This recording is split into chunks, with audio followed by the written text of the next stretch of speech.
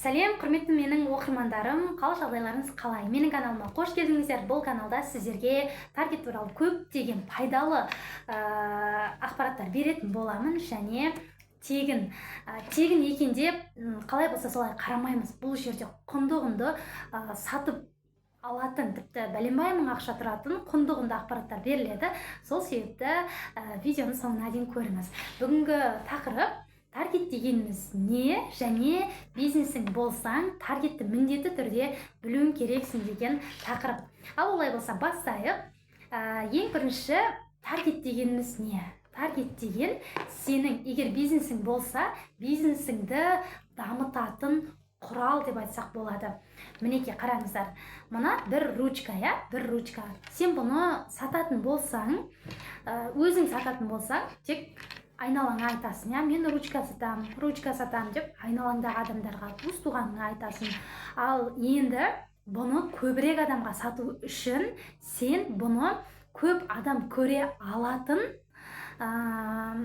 жаңағы бұрындары газет, журналдар дейтін, қазір енді әлеуметтік желілер, көбіне әлеуметтік желілер, Инстаграм, WhatsApp, Facebook, бүкіл адам отырады қазір социальный сеттерге. Соған мына рекламаны бағасын жазып, жарнамалайсың. Ол жерден көп адамдар көреді, және именно осы ручка сатып алғысы келген целевая аудитория келіп сенен алатын болады. Таргет дегеніміз осы. Қарапайым тілмен түсіндірдім, түсінікті болды деген ойдамын. Яғни сенің товарыңды, қолыңдағы кез келген товарыңды, кез келген кәсібіңді көпшілік адамға, целевая аудиторияңа, именно соны іздеп жүрген адамдарға Инстаграм желісі арқылы, әлеуметтік желілер арқылы сату, бұл таргет жарнамасы деп аталады, достар.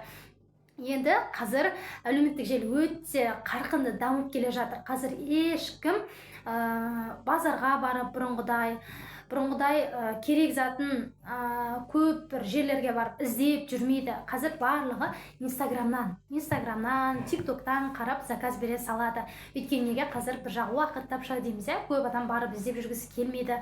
Көбіне енді әлеуметтік желі өте қатты дамығандықтан, осы 2025 қатты дамып жатыр ғой әлеуметтік желілер. Сол себепті адамдардың көпшілігі, осы бизнесмендердің көпшілігі бұл неге әлеуметтік желілерге, осы заманға бейімделіп жатыр. Сол себепті егер сіздің де кәсібіңіз бар болса, базарда сатып отырсаңыз, бір кез келген киім сататын болса да, адам менен қашан алады деп, әрине офлайн сату жақсырақ, адамдар келіп алғаны да дұрыс, бірақ міндетті түрде сіз екі жақты болуыңыз керексіз. Былайна қашан менен келіп алады, менің товарым қашан өтеді деп күтіп отырмай, достар, Инстаграмды да қолға алып, сол жерден де товарыңыздың 50%, 70%-ын сол жерден де сатқаныңыз дұрыс. Күнделікті келіп, клиенттер келгені де дұрыс. Мүмкін сізге бір күн 5 клиент, бір күн 10 клиент қана келуі мүмкін, Сіз отырмайсыз ғой, клиент күтіп, қашан келеді деп. Сол себепті Инстаграмды өте,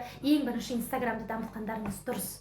Сіздің Инстаграмыңыз. Және осы тұста айта кетейін, көбісі айтады, таргет бергенде тек қана менің затымды, мысалы, видеоға түсіріп жібере салам дейді, ойлайды.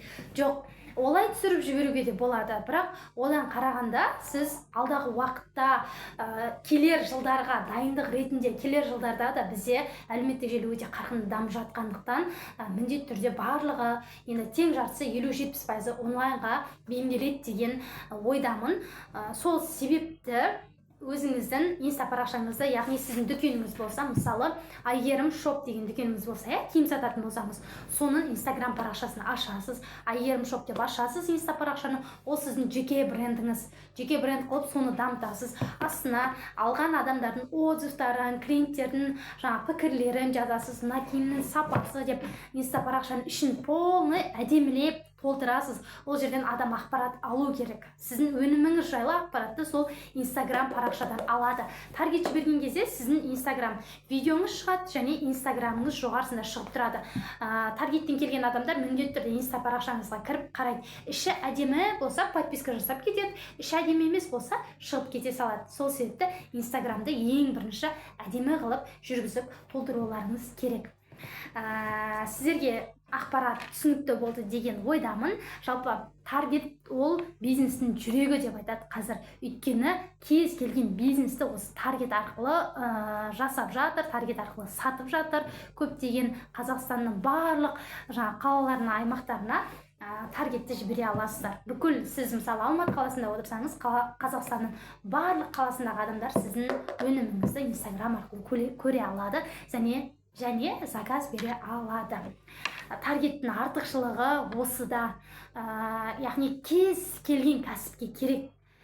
Кәсіпкерлер қазір өте көп, кәсібімді қалай жүргіземін деп отыра бермей, міндетті түрде таргетті үйреніңіздер, я болмаса таргетолог мамандарға жүгініңіздер. Солай ғана кәсіптеріңіз өркендейді. Баршаңызға пайдалы видео болды деген ниеттемін. Каналыма тіркеліп қоңыраушаны басып қойыңыздар. Алдағы уақытта таргетті қалай жібереміз, қанша доллармен жібереміз, сол туралы тегін пайдалы ақпараттармен бөлісетін боламын. Сіздермен болған мен, Әсемгүл Аханқызы, практик таргетолог. Видео ұнаса лайк басып қойыңыздар. Келесі видеоларды сіздерге барынша пайдалы етіп шығаруға тырысамын.